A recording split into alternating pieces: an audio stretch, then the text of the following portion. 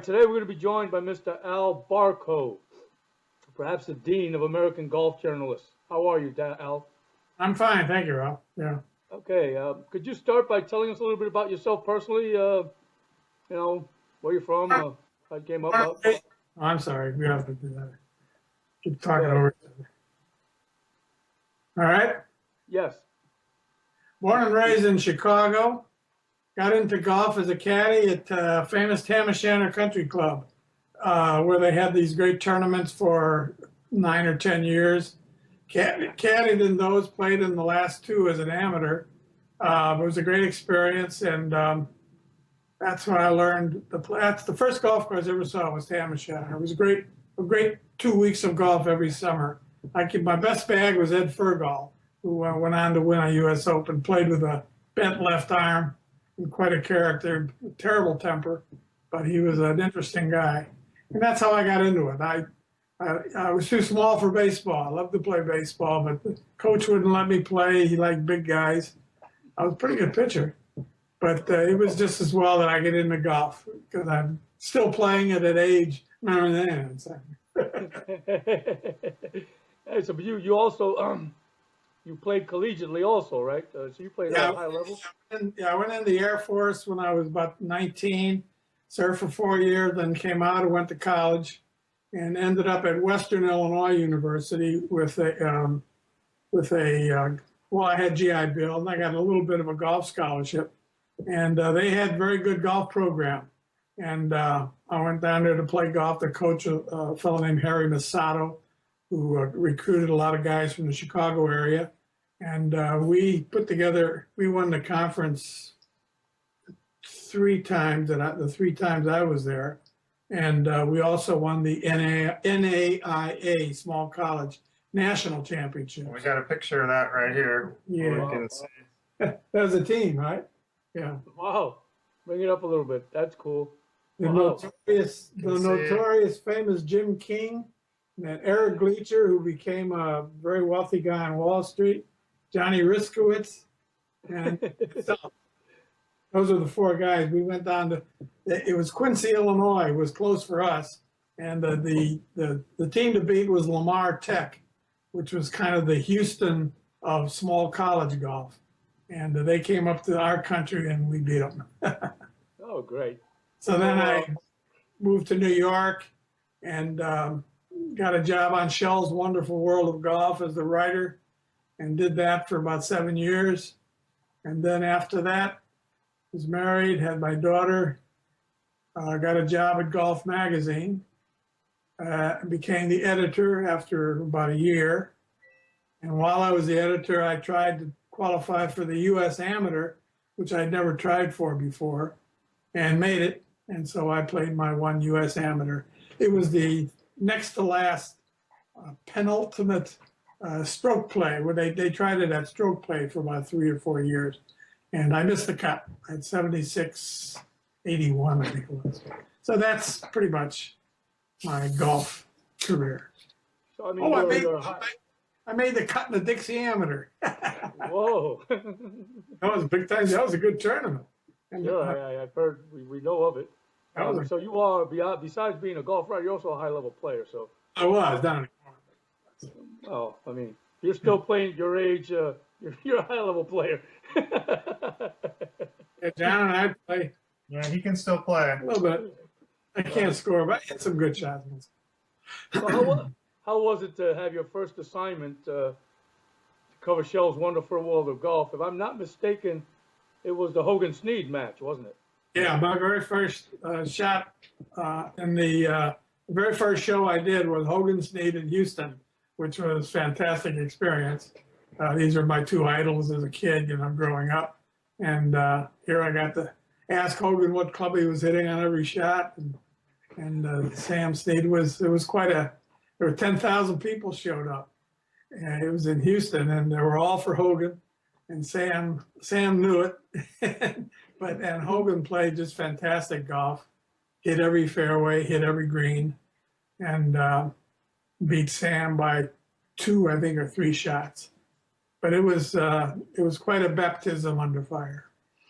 Now, how was Now we know this was a made-for-TV type match, Shell's Wonderful World of Golf, and what was Hogan like? I mean, was he like they say? I mean, you were asking him for clubbage and stuff like that. Did he seem annoyed, or did he actually No, respond? because he made the commitment to play on the show, so he knew he was aware of all of the protocols, and he was okay. He was friendly enough. I mean, he was very serious about his game, but then he did. He never volunteered much information, but he did make a joke once. There was he had what I knew was going to be a wedge shot to the green, so I just said wedge, Mr. Hogan. And he said, no, equalizer. Equalizer was how he called his wedges, his Ben Hogan golf clubs. And he had a little smile on his face. So Ben Hogan made a joke, and I thought, wow.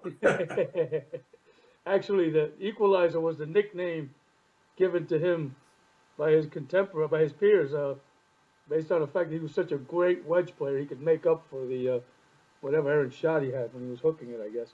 Now, after did you continue to work for the series, The Wonderful World of Golf? How long? I worked on it for about 7 years, and I ended up being kind of a co-producer. And I went in and did the cutting of the shows with the editors, and then the rewriting. And we used to go down to once we cut a show and we had to write some new dialogue to fit the picture. I would go down to Houston and get Jimmy DeMera to record it out on the golf course. So we had the ambiance, golf course ambiance. So I would make that trip 6 or 7 times during the winter to get him to, to reread, to read the new writing. And but that was what I did. The cutting of the shows was more fun than anything, although the travel was pretty wild too. Okay, you actually have first-hand experience with somebody who I find always intriguing, and a lot has been, not that much has been written about him, but I'd like to hear what your experiences were with Mr. George Lowe. Well, if we're gonna, oh boy, George Lowe, he was a very secretive guy about his technique. There was a great stories about him. He didn't give you anything unless you paid him. And there was a story about Tom Watson when he was midway through his days on the tour, and he was looking for some putting help.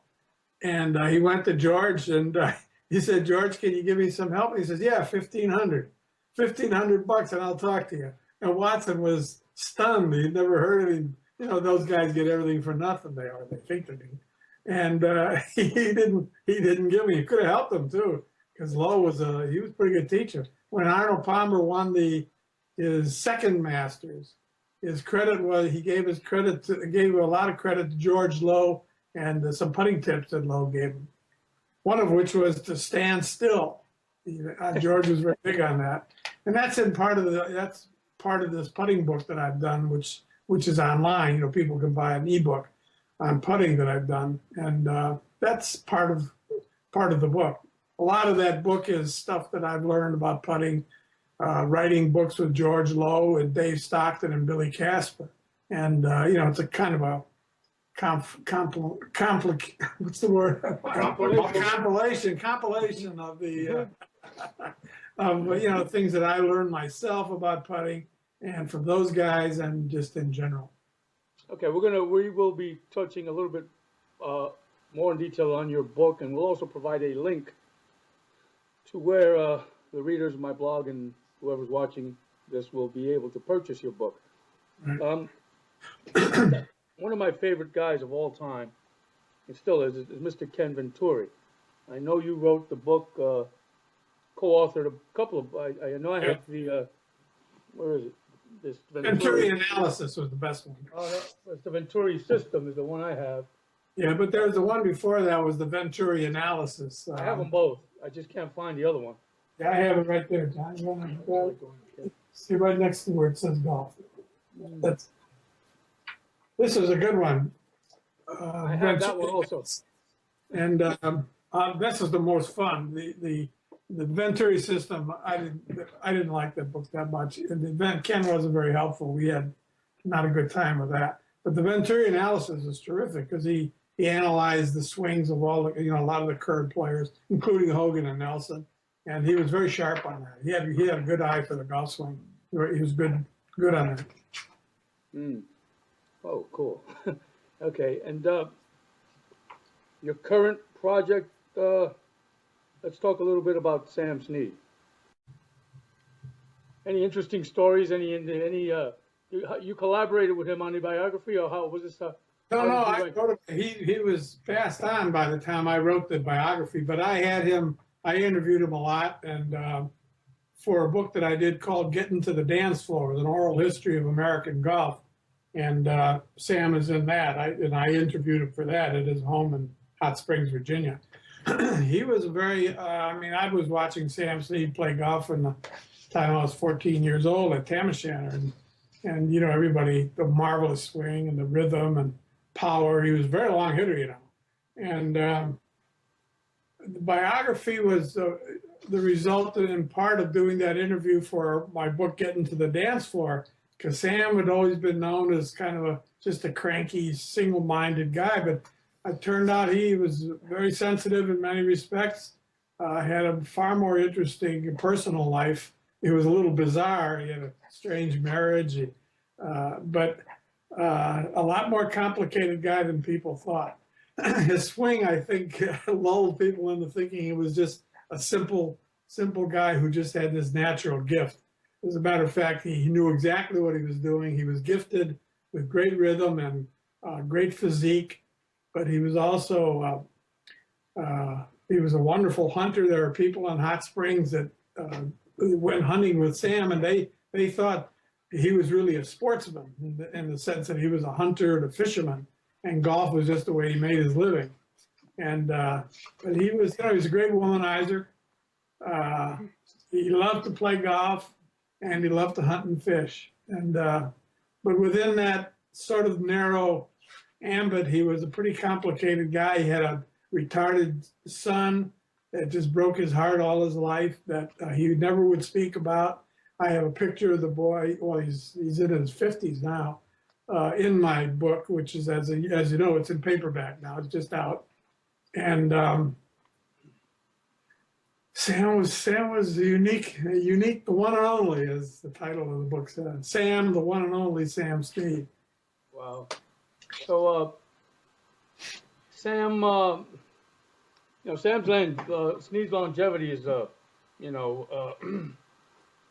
is something that's been marveled at over the years. What do you attribute that to? I mean, he was contending well into his 60s, and even when he was the ceremonial tee shot at the Masters, he was the only one that was still looking limber, considering.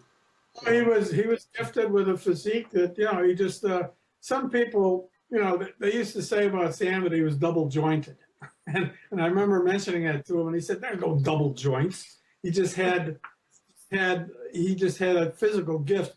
Johnny Bulla, who was a great player, not a great player, but a really good player and a very close friend of Sam for many, many years. They went out on the tour together in the earliest days. And Bulla was an interesting guy who made a study of a lot of things about the golf swing, about personalities and everything. And he thought Sam just had little extra long ligaments, and it allowed him to stretch the way he could. And there may be something to that. No one ever measured him in that respect. But he was gifted physically. He had long arms, tremendous flexibility, and he was just a good athlete who didn't he didn't drink when he was playing. He was not a drinker. He ate very carefully. He never smoked, and so I think those things help. But the physique thing had nothing to do with any of that. He had the gift, and he used it very well. Good old country living, huh? So Snead is he's certainly in the front line of the best drivers of the golf ball over the course of history. And I guess Greg Norman would be put up there. Is there anybody else you can think of that could have that combination of length and accuracy? Well, Hogan, as a matter of fact, Hogan was actually more accurate than Sam. Hogan could put the ball 7 yards to the right, 7 yards to the left, wherever he felt he needed it. Actually, he was a better, more controlled driver than Sam, and he was almost as long. He was surprisingly long because he wasn't a big guy, but he generated tremendous club head speed and could really pop it out there. But Sam was longer. Sam pulled the ball. You know, he stood to the right, a little closed, and came over the top a little bit and down the line. So he was like a pull hitter, and pull hitters are guys that hit it long. And Sam was the John Daly of his time. He was super long. Okay. So who do you think the top 5 purest ball strikers are of all time?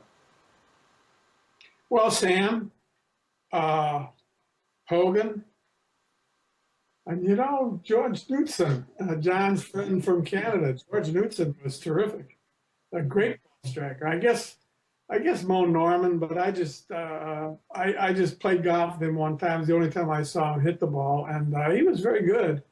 But Trevino would definitely be in there. Those are the guys that I would.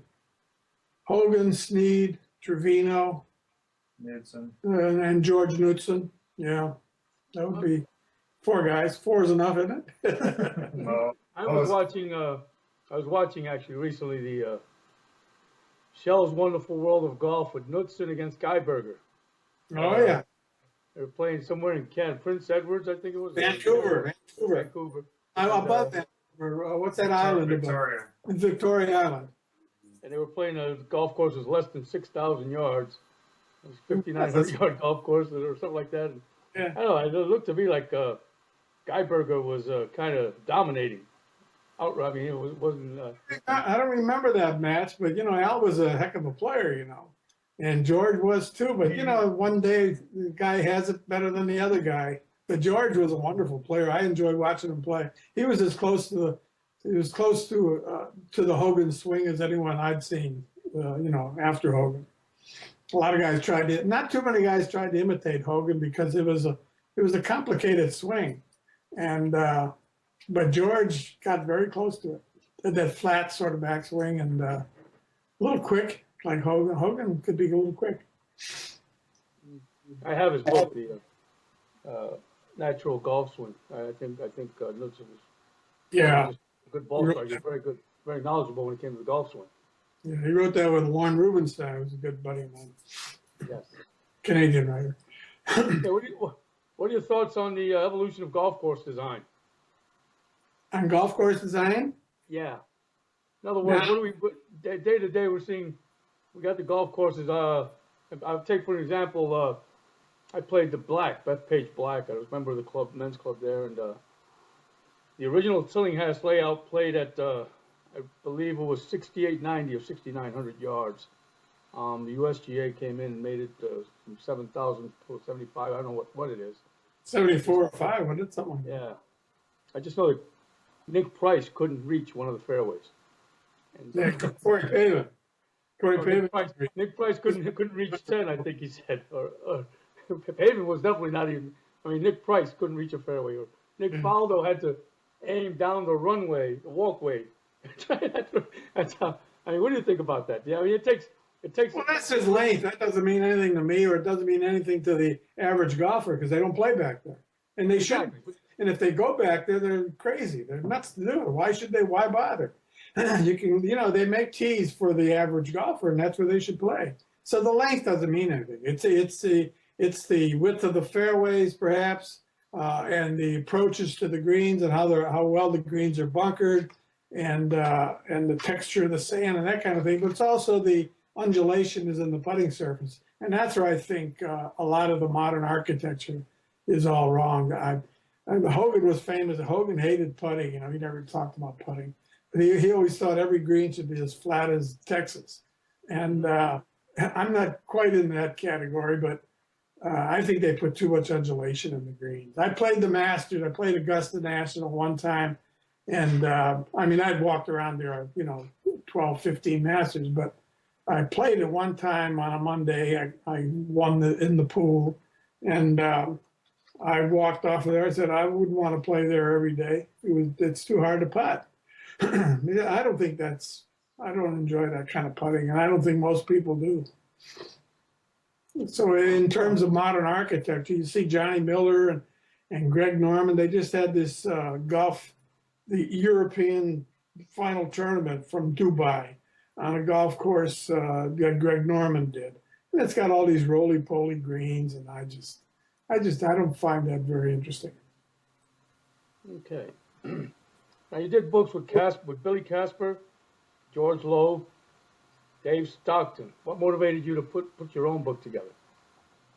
Well, I just, putting is a fascinating subject. It's it's hard to figure. John Erickson has just come up with a great system for putting, and it looks really good. We've been playing some golf, and he putts beautifully. But putting is odd thing. The step meter where they drop the ball down the thing to find the speed of the green. You can without moving the thing, you can run one ball down the step meter and it'll go in the hole, and you run another ball down the same step meter and you haven't changed a thing and it won't go in the hole. So that's what it's all about. And it's very complicated, but I came up with a kind of a compilation. I mean, going through all of the stuff that I'd worked on with those players and stuff that I'd seen. And it just occurred to me that a lot of people don't putt with their dominant hand, or they should concentrate on putting with their dominant hand. And that's the basic theme of the book that I've done. If you're right-handed, let your right hand do the job, and let the left hand just stabilize the club. But it's the right hand that that's the thing you use. You have the best touch with, and because that's what you use to write and to eat and so forth and so on. And that should be the one that should dominate your putting stroke. You'll get a much better feel for distance and the control, and so that you have accuracy. But distance is the most important aspect of putting. And if you're putting with your dominant hand, you're going to have a better feel for distance if you do it. Okay. So let's talk about some of the putters over the years that maybe you've witnessed or experienced. What do you think about Bobby Locke and his putting stroke? Well, it was very unusual, and no one could ever imitate it. And he just had a gift for putting. He stood closed and he came over, and it was a weird, strange looking thing. But he had done it all his life, and he was just a master at it. And I don't even know if he could have. The best thing I got out of Bobby Locke, I interviewed him up in Vermont once, and he said all putts are straight putts, in the sense that you figure out the line, what you think the line is, and if there's some break in it, and you want to putt to the point where you know it's going to begin to break, and from your ball to that point is a straight putt. That way you don't alter, and fool around with your stroke. You make the same, in other words, you make the same stroke no matter what the undulation in the putt. You just play straight to that point where you think it's going to break. And I think that's pretty sound idea. What about Ben Crenshaw? Do you have any thoughts on that? I had another guy he was a little different putter. He kind of fanned it, at least it looked like it. Looked like the blade opened and then he squared it. But I think it's just that he was a more of an arc putter. He took the putter inside and back to the inside after he hit the ball, instead of the straight back, straight through. So it gave the impression that he was fanning the blade open. But he had a marvelous touch. He had a nice, light, soft grip, and he just had a great touch. Sometimes I think the great putters, I mean, there's techniques that you can improve your putting with, obviously, but including by book. But some people just have a knack for it. And some people just like the putt. There are a lot of people who don't like the putt. They don't like to practice putting because it's hard on your back and it's boring compared to hitting shots. There was a great Bo Norman story that I like to tell. The great shot makers over the years, Hogan, Mo Norman himself, and guys, they were sort of mediocre putters, or they would be good enough to win, obviously, but they didn't pay much attention to it. They just sort of did it. It was a necessary evil, especially it was for Hogan. And it was the same with Mo. And we were playing once at Pinehurst when I was doing a piece on him, and I brought that subject up, and he said, "Well, you can." He was very proud of being a great ball striker. I'm the best ball striker since Ben Hogan. He would say that all the time. And I said, how come you guys that are such great ball strikers and shot makers never pay much attention to putting? And he said, well, you know, he had a way of repeating himself. It's called echolalia. It's kind of an odd speech habit. And you take a secretary in a tight dress and high heeled shoes in an office, never held a golf club in her life before. And you could put down a target 20 feet away on a carpet of her office and give her a club and say, hit that target. And she's liable to do it. And she could do it. But she'll never hit a 2-iron stiff.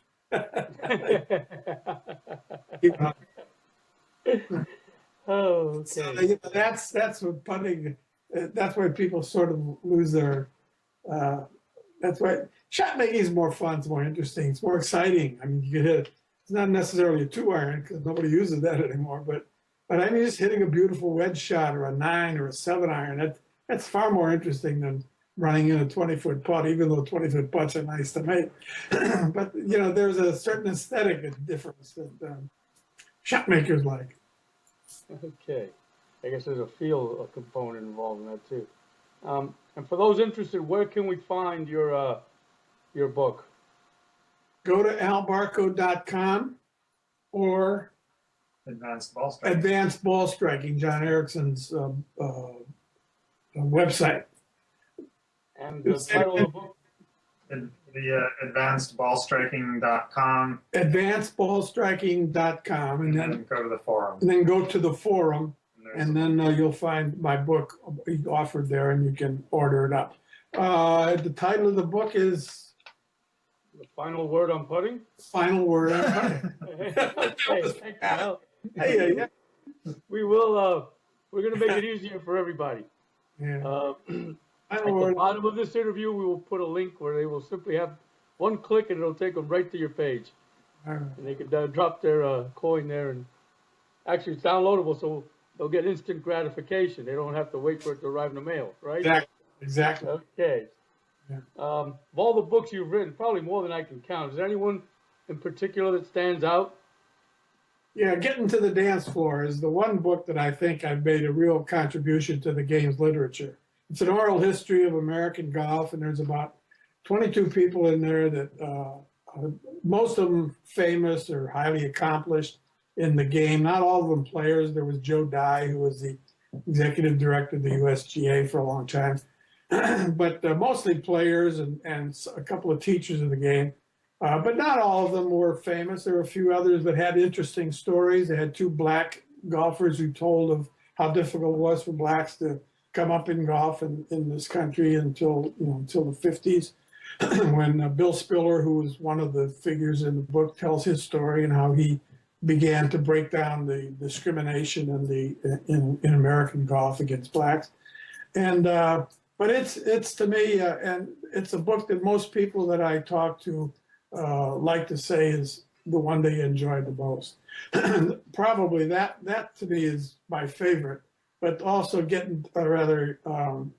Golf's Golden Grind, which is a history of the tour, which is the first book I did. And no one had done it before, and really no one has done one since, on how the tour started and how it developed and who were the people involved and so forth. And those are the 2 main books that, out of all of them that I've done. And these are, it's Getting to the Dance Floor.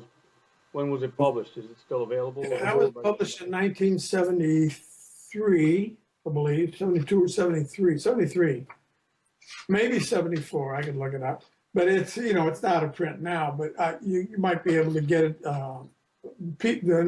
Booksellers who have copies of it, you can find it. You get on Amazon or you get on Amazon, yeah. Reseller, sure. Yeah, right. And same, although it's in paperback, by the way. My friend Peter Burford, Burford, Burford Books, and he has it in paperback, both Getting to the Dance Floor and Golf's Golden Grind. So it's available that way too.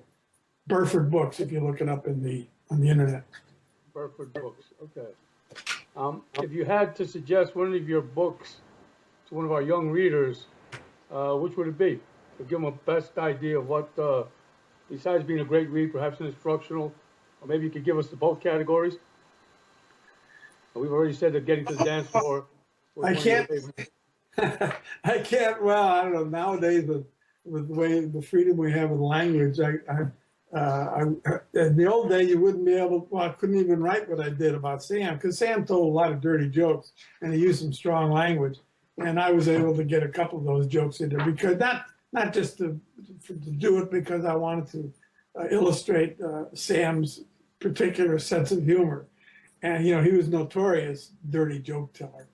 And but he was also a great storyteller. He was very funny, and so they were kind of wanted to get that across. But in terms of what kids could read, I would read Golf's Golden Grind. It's a good history of American golf as well as just the tour itself and how it developed. I think that would be a good one. Yeah, and I would read Getting to the Dance Floor, because it's Gene Sarazen and Jackie and a lot of Patty Bird, who tells her story, Bill Spiller, and a fellow named Chief Stewart, a black professional from Baltimore, and they tell their side of the game. And the great Bill Melhorn, oh boy, Melhorn was a great character and a real pioneer of the tour. Brilliant guy when it came to the golf swing, and I think that would be a good book for kids to read, because they'll get a lot of the thrust of the game, and there's also a lot of instruction in it. Come to think of it, in the dance floor, a lot of those guys love to talk golf swing, and because that was their passion, and like Henry Pickard told how he was very instrumental in correcting Ben Hogan's famous or infamous hook, and changed him into a great player, became Ben Hogan. And Henry Pickard was a great teacher. Henry Pickard, he got his instruction from a man named Alex Morrison, who was a very controversial teacher in the 1920s and 30s, very popular, a lot of books. He was on the vaudeville circuit doing golf instruction and stuff. And he taught, or Henry Pickard, Morrison was his mentor. He got a lot of stuff from him. He gave it to Jack Grout when Jack Grout worked for Henry Pickard as an assistant pro. And then Jack Grout taught much of Alex Morrison's technique to Jack Nicklaus. So he went through like 2 generations from the 20s up to Jack Nicklaus. And I mentioned that to Jack once. He said, yeah, I learned golf the Morrison method. And I won't get into the technique of it now, but it had to do with how you roll your feet and grip the club and stuff, especially the feet rolling business. And so there's a lot of instruction in the dance floor book. Yeah, it'll be good for kids. Great. All right, Al, well, that's pretty much all I have for you today. Is there anything else you'd like to discuss?